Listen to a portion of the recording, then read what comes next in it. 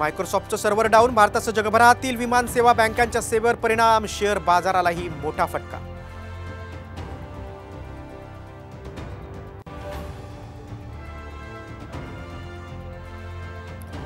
विशाळगडावरील अतिक्रमण हटवण्यास मुंबई हायकोर्टाकडून स्थगिती, भर पावसात कारवाई कशाला, कोर्टाचे राज्य सरकारला सवाल.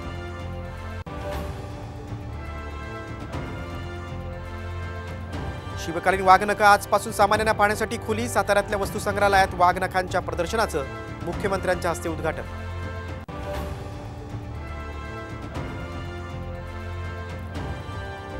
वादग्रस्त आयएस अधिकारी पूजा खेडकरांविरोधात फसवणुकीचा गुन्हा, नियमांचं उल्लंघन केल्याचा ठपका, निवड रद्द होण्याची शक्यता.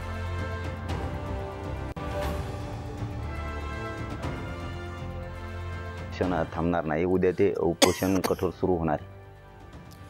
जरांगे पाटलांचं उद्यापासून आमरण उपोषण, सरसकट आरक्षणाच्या मागणीसाठी अंतरवाली सराटीतून पुन्हा एल्गार.